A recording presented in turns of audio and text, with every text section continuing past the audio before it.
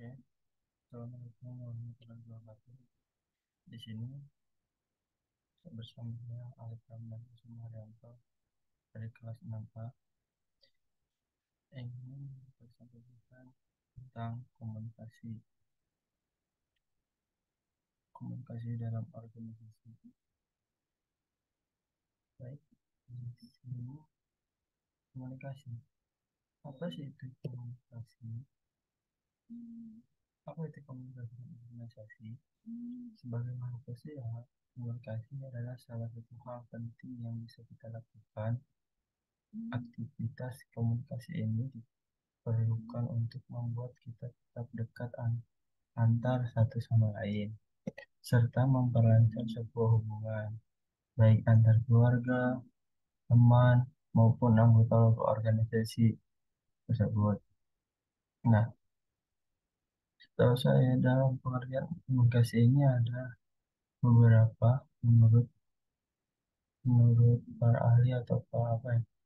Yang pertama yang saya ingat menurut Raymond Ross, komunikasi adalah suatu proses menyortir, memilih, dan mengirimkan simbol sedemikian rupa sehingga membantu pendengar membangkitkan makna atau respon dari pikirannya yang serupa dengan yang dimaksudnya oleh komunikator. Nah, ada juga di sini menurut Kamus Besar Bahasa Indonesia, komunikasi adalah pengiriman dan penerimaan pesan maupun berita dari dua orang atau lebih agar pesan yang diberitakan tersebut bisa dipahami oleh lawan bicara.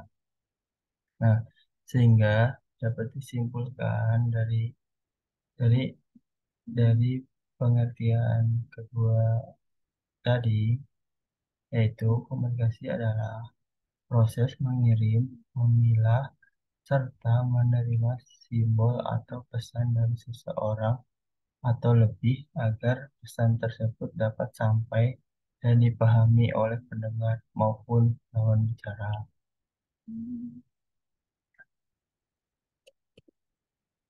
Nah, di sini ada tentang teori-teori jenis teori komunikasi dalam organisasi. Yang pertama adalah teori struktur klasik. Nah, dalam teori ini,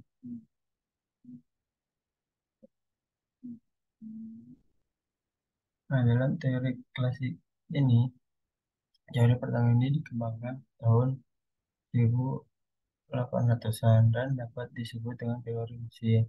Teori ini menjelaskan bahwa organisasi digambarkan sebagai sebuah lembaga yang sentral akan tugas-tugas serta memberikan petunjuk mekanis struktural yang bersifat kaku, monoton, dan tanpa inovatif terhadap empat kondisi pokok dari teori ini yaitu kekuasaan, saling meyakini, doktrin, dan disiplin.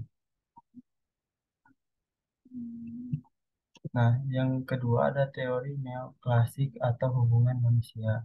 Teori ini diperkenalkan oleh Elton Mayo dan muncul karena adanya ketidakpuasan dengan teori klasik atau teori mesin. Teori neoklasik mengacu pada pentingnya aspek psikologis serta sosial karyawan sebagai seorang individu atau kelompok. Nah, dalam teori ini, melalui percobaan yang dilakukan oleh Elton di Afrika pada tahun 19 sekian, hasil percobaan tersebut memperoleh kesimpulan bahwa penting memperhatikan upah, insentif, serta kondisi kerja karyawan untuk meningkatkan produktivitas kerja. Nah, dalam teori ini diperkenalkan oleh Beck pada tahun 1957. Menyempurnakan pendapat Beck, teori fusi berawal dari kesadaran Beck pada tahun 1950 mengenai kesadaran mengenai kepuasan minat manusia yang berbeda-beda dengan suatu birokrasi maupun organisasi. Terus yang keempat ada teori primitif atau penyambung atau the leaking pin model.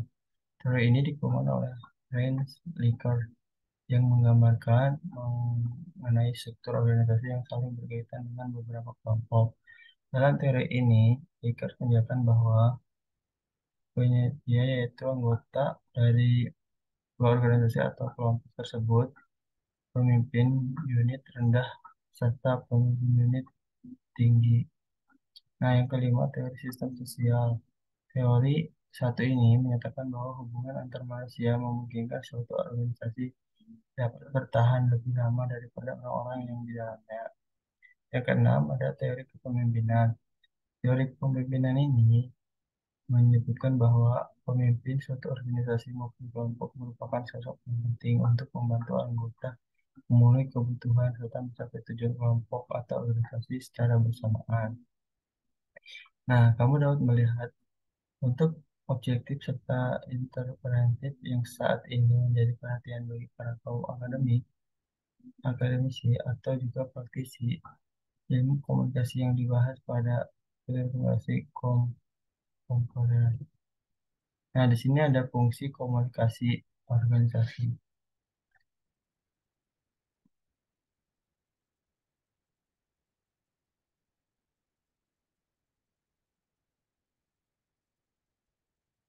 Yang pertama ada fungsi informatif. Nah, fungsi informatif ini bahwa organisasi bertindak sebagai suatu sistem yang memproses informasi. Nah, proses informasi ini yang hadir dalam organisasi tersebut diharapkan mampu memberikan dan menerima informasi dengan baik untuk tercapainya kelancaran dalam organisasi tersebut. Yang kedua, ada fungsi regulatif. Nah, fungsi regulatif ini yang kedua, komunikasi organisasi diharapkan dapat memperlancar peraturan serta pedoman yang telah ditetapkan oleh anggota dan pemimpin organisasi tersebut. Nah, yang ketiga ada fungsi persuasif. Nah, fungsi persuasif ini merupakan fungsi untuk memberikan perintah. Fungsi ini dilakukan oleh pemimpin organisasi untuk mempersuasi anggotanya dari memerintah anggotanya untuk melakukan sesuatu. Fungsi persuasi dianggap dapat mempermudah karena cara yang lebih halus daripada memerintah akan lebih dihargai oleh anggota tersebut terhadap tugas yang diberikan. Nah, yang keempat ada fungsi integratif. Nah, fungsi ini yang terakhir dapat mempermudah anggota organisasi untuk melakukan dan melaksanakan tugas tertentu dengan baik. Nah, ya. Nah, ada juga konsep komunikasi organisasi dan lain-lain. Terus juga ada manfaatnya untuk